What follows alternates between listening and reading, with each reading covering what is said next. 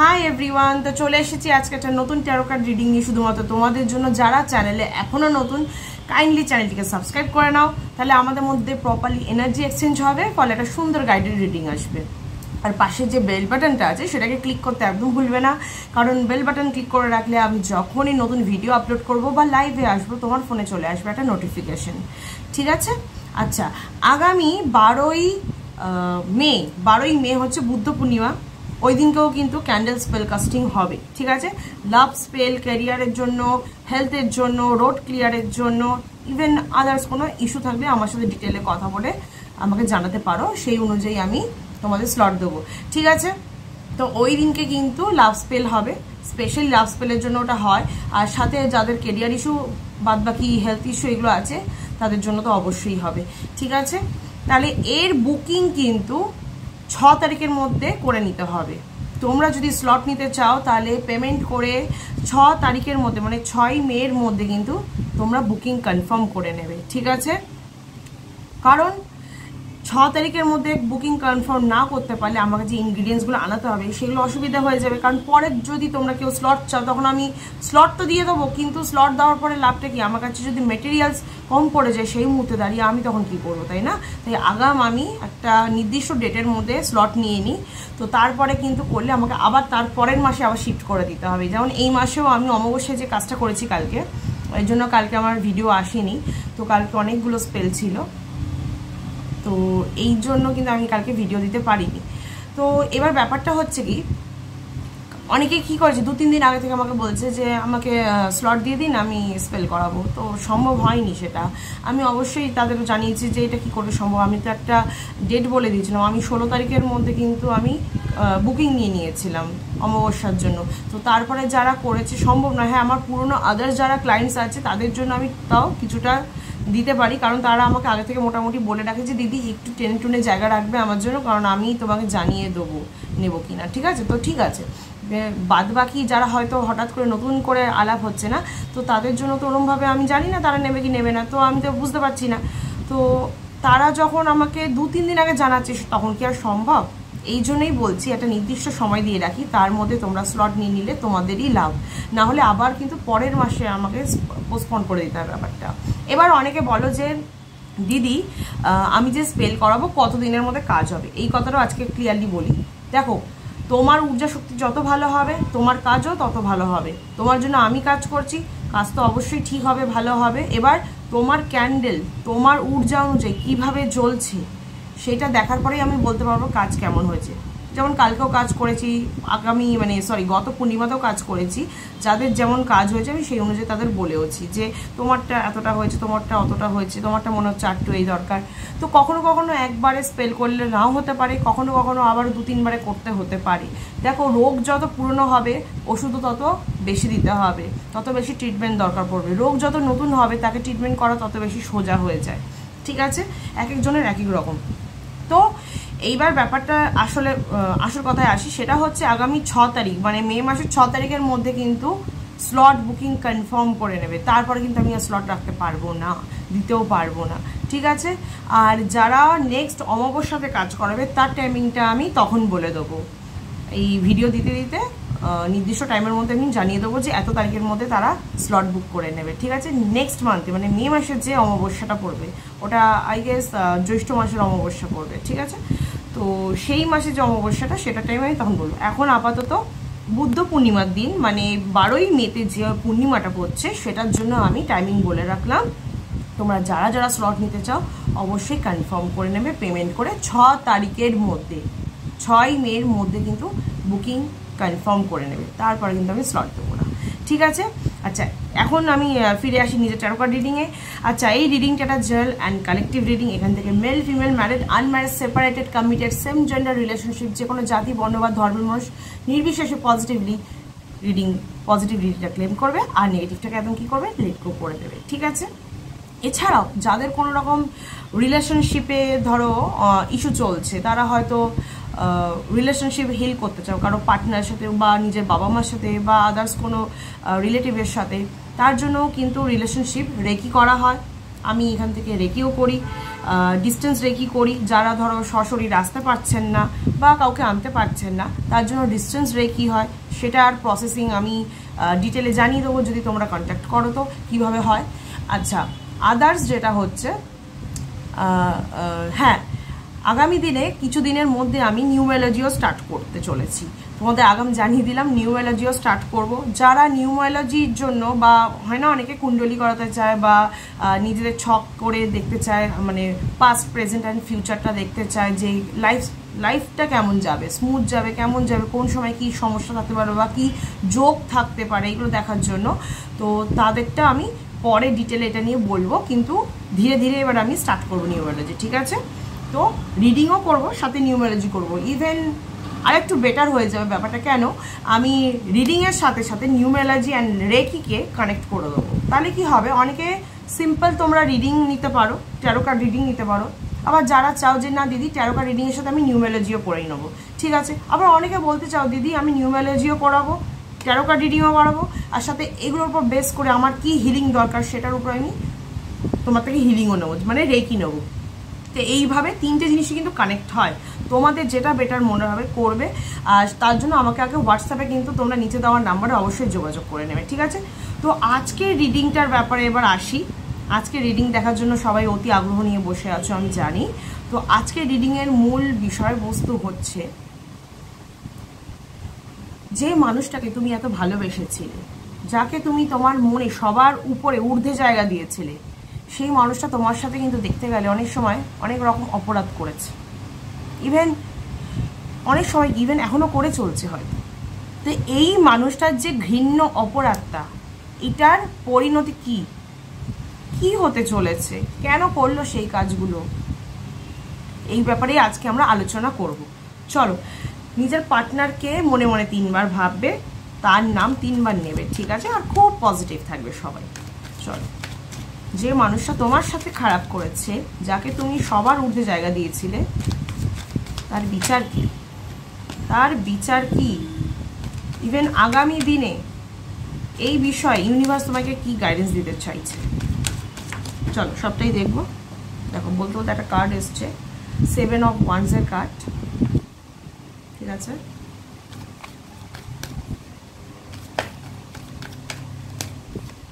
Wow, wheel of Fortune. দেখেছো, ভাগ্য তোমার কিছু সময়ের জন্য সাথ না দিলেও, ভাগ্য কিন্তু তোমার যে সাথ কোনোদিনই দেবে না তা নয়। কিছু কিছু সময় আমাদের ভাগ্য আমাদের সাথ এই কারণে দেয় না যাতে আমরা নিজেদের ভাগ্যকে বদলাতে পারি, কারণ আমাদের মধ্যে সেই চেষ্টা যাতে ফিরে আসে। কিছু কিছু সময় দেখবে তুমি যখন কাউকে ভালোবাসো, কারোর জন্য খুব পাগল হয়ে যাও না, তখন নিজের কথা আর ভাবোই না। তোমার যে নিজের একটা লাইফ আছে তুমি ভুলেই যাও, এটা হয়তো সবার সাথে, তখন তাকেই নিজে পুরো পৃথিবীটা বানিয়ে ফেলো। কিন্তু সেই মানুষে যখন তোমাকে আঘাত দেয়, তোমাকে নিজের থেকে ছুঁড়ে ফেলে দেয়, তখন তুমি রিয়েলাইজ করো যে তুমি নিজেকে হারিয়ে ফেলেছো। কোথাও গিয়ে তুমি এমন একজনকে ভালোবাসতে বাসতে নিজেকে হারিয়ে ফেলেছো যেখান থেকে তুমি নিজেকে আর তুলে ধরতে পারছো না। তখনই কিন্তু তোমাকে ইউনিভার্স সাহায্য করে, তখনই তোমার ভাগ্য কিন্তু আবারও তোমার সাথ দেয়, তাই না? তাই নিজের মধ্যে চেষ্টা রাখতে হবে যাতে ভাগ্যও আমাকে সাথ দেয়। বলে না, আমি যদি নিজে চেষ্টা না করি ঈশ্বরও আমাকে সাহায্য করবেন না। তাই কিছু কিছু সময় সিচুয়েশন আমাদের জীবনে এরকম আসে যাতে আমরা নিজেদেরকে চিনতে পারি, নিজের পোটেনশিয়ালিটি চিনতে পারি, যে আমরা কতটা ক্ষমতা রাখি, কতটা শক্তিশালী, এটা আমাদের জানা দরকার। আমাদের যে যতই অপমান করুক, যে যতই আমাদের ছোট করে দেখুক না কেন, কিন্তু আমাদের মধ্যে কিছু কোয়ালিটি আছে যেটা সাপ্রেস হয়ে গেছে। অন্যকে ভালোবাসতে বাসতে, তার টেক কেয়ার করতে করতে নিজের কথা ভাবি না। আমরা ভাবি কি, সে তো আমায় ভালোবাসবে, আমি তার কথা ভাবি, তাকে নিয়ে চিন্তা করি, তার বদলে সে আমাকে নিয়ে ভাববে, কিন্তু সে আমাদের নিয়ে ভাবে না। কারণ তুমি যার জন্য যত বেশি করবে, তার যোগ্যতার বাইরে গিয়ে সে যতটা ডিজার্ভ করে তার ঊর্ধ্বে গিয়ে যখন তুমি করবে না, সে তোমাকে টেকেন ফর গ্রান্টেড করে নেবে। সে তো জানবেই আমি যতটুকু মানে পাওয়ার যোগ্য তার থেকেও বেশি পাচ্ছি, তার মানে আমি বাবা অনেক কিছু, বিশাল কিছু, তাহলে আমাকে আর কিছু করতে লাগবে না, আমি সব পাবো, আমার কিচ্ছু করার দরকার নেই। উল্টে তুমি টেকেন ফর গ্রান্টেড হয়ে যাবে তার কাছে। তাই ভাগ্য কিন্তু এবার সাথ দেবে।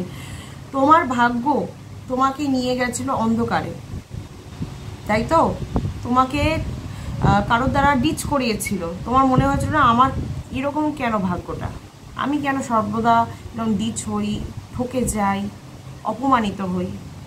সেই ভাগ্য তোমাকে কেন নিয়ে গেছিল এবার বুঝতে পারছো? যাতে তোমাকে আবারও সে ওঠাতে পারে, সেই অন্ধকার থেকে আলোর কাছে নিয়ে আসতে পারে, তোমাকে নিজের সাথে পরিচয় করাতে পারে যে তুমি কে, কেন এসেছো এই পৃথিবীতে, তুমি তোমার কি ডিউটি আছে পৃথিবীতে, সেটা তুমি ভুলে গেল। ভাগ্য বা তোমার যে ডেস্টিনি সেটা কিন্তু ভোলে না, তোমাকে সেইখানেও তাকে যে পাঠাতেই হবে, তো সে তোমায় নিয়ে যাবেই।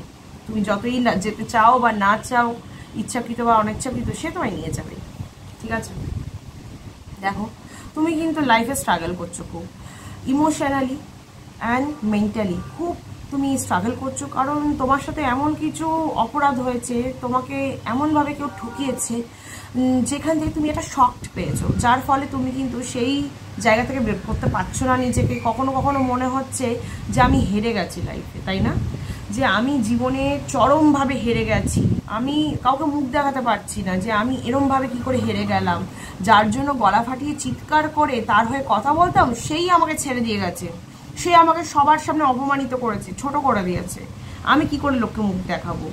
তুমি লড়ে যাচ্ছ নিজের সিচুয়েশনের সাথে, কিন্তু তুমি বুঝতে পারছো না তুমি কোন দিকে যাবে, কি করবে, পুরো একদম পাজলড হয়ে গেছো, ব্ল্যাঙ্ক হয়ে গেছো।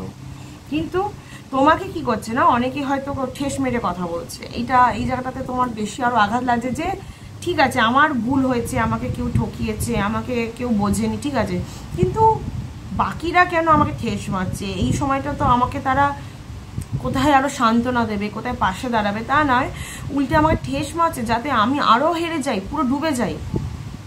তখন খারাপ লাগে, আমি বুঝতে পারছি, কিন্তু চিন্তা নেই, কেউ তোমার সাথ দিক বা না দিক, তোমার ভাগ্য তোমার সাথ এবার অবশ্যই দেবে। ঠিক আছে, so hope for the best. Next যে এই দেখো কি কার্ডস কিন্তু নিজের থেকে আসে, দেখেছো তো? আমি যতই শাফেল করার চেষ্টা করি কার্ডস নিজেই জাম্প করে আসবে। 5 অফ ওয়ান্ডস এসছে, আর এদিকে এসছে তার ডেভিলের কার্ড।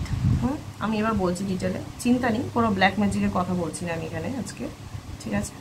কারণ ব্ল্যাক ম্যাজিকের ব্যাপারটা এখানে দেখা যাচ্ছে না, আমি বলে দিচ্ছি পুরোটা। ফার্স্টে বলি 5 অফ ওয়ান্ডস কি বলতে চাইছে। 5 অফ ওয়ান্ডস বলছে তোমার সাথে যে আর কি মানে খারাপ করেছে না, সে ইচ্ছাকৃত ঝামেলা পাকিয়েছিল। কখনো কখনো দেখবে কিছু মানুষ তোমাকে ছেড়ে যাওয়ার জন্য নিজের থেকে ইচ্ছাকৃত না ঝামেলা পাকায়, দেখবে। কারোর যদি ইচ্ছা থাকে না যে আমি এর সাথে থাকবো, তো যে কোনো পরিস্থিতি থাকবে, আর যদি কারোর ইচ্ছা থাকে আমি থাকবো না, তাহলে সে নিজের যেচে যেচে ঝামেলা পাকাবে, সেখানে ঝামেলা না থাকলেও। তো এই মানুষটা তাই করেছে, সবসময় মুক্ত অবস্থা খোটা মারা, তোমার পার্টনার তাই করতো, খোটা মারা, তোমাকে ছোট করা, তোমাকে সবসময় হেয় করা, তোমাকে বুঝিয়ে দেওয়া যে তুমি ওর কাছে কিচ্ছু নও, ওর সামনে তুমি একদম একটা বিগ জিরো, বাট আলটিমেটলি ওই একটা বিগ জিরো যে তোমার উপর নির্ভর ছিল এতদিন, তুমি তার টেক কেয়ার করতে, তাকে খেয়াল রাখতে, তাকে ভালোবাসতে, ঠিক আছে? এখন একটু কিছু হয়ে নিজেকে ধরাকে সরা ভাবছে। তো এইসব মানুষদের কিছু মানে কি বলবো ব্যক্তিত্ব নেই, এইসব মানুষের কথায় গায়ে লাগাবে না কখনো, যে সে অ্যাকচুয়ালি মানুষ না নিজের দোষটা ঢাকতে অন্যের উপর ব্লেম দেয়, দোষ দেয়, তার মানে কমতিগুলোকে বের করে আনি, কারণ তার মধ্যে ভরে ভরে সেই কমতিগুলো আছে, সেটাকে ঢাকতে চায়, তার মধ্যে যে ফ্লসগুলো আছে না সে সেগুলোকে ঢাকতে চায়। এখানে ডেভিলের কার্ড বলছে যে মানুষটা তোমার সাথে এরকম ঘৃণ্য অপরাধ করেছে, ঠিক আছে, তার কিন্তু তোমার প্রতি ভালোবাসা ছিল না, তোমার তার প্রতি ভালোবাসা ছিল, টান ছিল, সেটা ফিজিক্যালি হোক মেন্টালি হোক ছিল, ঠিক আছে, কিন্তু তোমার প্রতি কিন্তু তার ছিল না, তোমার প্রতি কিন্তু তার ছিল না, তার কিন্তু তোমার প্রতি শুধু ছিল ফিজিক্যাল একটা চাহিদা, intimacy, lust, love, there is no love, there is only lust, আর কিছু স্বার্থ সিদ্ধি, ঠিক আছে? তুমি তাকে যতই উজাড় করে দাও না কেন, যতই ভালোবাসা দাও না কেন, সে কিন্তু তোমায় কোনোদিন ভালোবাসেনি। তুমি এরপরেও তাকে ভরি ভরি দিলেও সে তোমায় কোনোদিন ভালোবাসতো না, সে শুধু তোমার থেকে ফায়দা নিতে এসেছিল, তার ফায়দা নিচ্ছিল। এবার যখন দেখছে ফায়দা পাচ্ছে না, তখন তার মনে হচ্ছে অন্য কোথাও গিয়ে বাসা বাঁধি, সেখান থেকে ফায়দা পাবো, আবার সেখানেও যখন ফায়দা শেষ হবে আবার অন্য কোথাও উড়ে যাবে। এরা হচ্ছে কোকিল পাখি, বুঝতে পেরেছেন? যারা কিনা কাকের বাসায় ডিম দেয়, বুঝতে পেরেছেন? বাচ্চা বড় হলে বাসা ছেড়ে পালিয়ে যায়, কাকের ডিমগুলো কিন্তু ফেলে দেয়, কাকের ডিমগুলো কিন্তু তারা পারে না। তাই এই রকম মানুষ যারা তোমার থেকে ফায়দা নেবে, তোমার থেকে সব পাবে, কিন্তু তারপরে তোমার ক্ষতি করছে, তাদের কি বিচার হবে এবার সেটা দেখি। তাদের বিচারটা কি ঈশ্বর?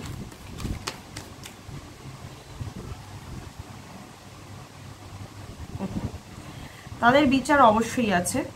কার্ডস একটা হচ্ছে page of cups and king of wands. Page of cups দেখতে পাচ্ছেন, বলছে এই যে মানুষটি না, যে তোমারকে এরকম ভাবে ডিচ করেছে, ঠকিয়েছে, তোমার মনে আঘাত দিয়েছে, এ নিজে কোনোদিন শান্তিতে বাঁচতে পারবে না, ঠিক আছে? এ যতই চাক রাজার হালে বাঁচার জন্য, কিন্তু কোথাও গিয়ে একটা খুঁত থেকে যাবে। ও রাজা হতে হতেও না কখনো কখনো রাজা হবে না, এরকম হবে কিন্তু এর সাথে। নিজেকে রাজা বানাতে চায়, নিজেকে বিরাট কিছু ভাবে, কিন্তু আসলে তো একটা বিগ জিরো। রাজা হতে হতেও হবে না, মানুষকে হতে দেওয়াটাও দরকার। কেন জানেন? সে উঠতে উঠতে উঠতে উঠতে উঠতে হঠাৎ করে যখন ধপ করে নিচে এসে পড়ে না, সবচেয়ে বেশি ব্যথাটা লাগে। হঠাৎ করে দাঁড়িয়ে দাঁড়িয়ে পড়ে গেলে কিন্তু অত ব্যথা লাগে না। তাই ঈশ্বরও কিন্তু দেখুন প্ল্যানিংটা কেমন করেছে, একে ফেলার জন্য আগে একে উঠতে দিচ্ছে, উঠতে দাও, এবার উঠতে উঠতে ওকে ফেলবে যাতে ওর ব্যথাটা বেশি লাগে, আর সেই ব্যথাটা যেন চিরকাল মনে থাকে, ঠিক আছে? পেজ অফ কাপস কি বলছে বলে দিচ্ছি। পেজ অফ কাপস এটাই বলছে, ও জীবনে কিছু নতুন কিছু চাইছিল, যেখান থেকে ওর পুরোনো জিনিসগুলোর থেকে সাইড হয়ে যাবে, ওনার থেকে মানে আপনি ওনার থেকে সাইড হয়ে যাবেন, একদম দূরে সরে যাবেন, আর উনি কোনো নতুন কোনো কাউকে মুরগি বানাবেন, আর কি চলতি ভাষায় বলতে গেলে মুরগি বানাবেন উনি, ঠিক আছে? তো সেই জায়গায় দাঁড়িয়ে দেখতে গেলে সেই মুরগিকে ও ধরে রাখতে পারবে না, ফুসলে যাবে হাত থেকে, ঠিক আছে? মানে সেই মানুষটি কিন্তু ওনার কাছে মুরগি হওয়ার মতো নন। আগামী দিনে উনি আর কি যাকে ভাবছেন না বোকা বানাবেন, বানিয়ে কাঁঠাল ভেঙে খাবেন তার ঘাড়ে, সে কিন্তু বোকা হওয়ার লোক নয়, উল্টে সেই মানুষটি থেকে ফাঁসিয়ে দেবে, ঠিক আছে? এই যত বেশি নিজেকে চালাক ভাবে না আপনার পার্টনার, ওকে কিন্তু ততটাই বোকা বানাবে সেই মানুষটি। প্রথমে ছলে বলে কৌশলে তাকে আর কি নিয়ে যাবে, তারপরে নিয়ে গিয়ে যখন দেখবে না এই মানুষটি হচ্ছে ঠকবাজ, আচ্ছা করে ব্যবস্থা করবে, আপনি জানতে পারবেন। কারণ এর অবস্থা এরকম হয়ে যাবে, ও প্রথমে ভাববে যে এখান থেকে আমি অনেক ফায়দা পাবো, কিন্তু যখন মুখ থুবড়ে গিয়ে পড়বে আর যখন শিক্ষা পাবে, উচিত শিক্ষা, ও তখন পালানোর কুল পাবে না, পালানোর কুল পাবে না। একটু দেখি,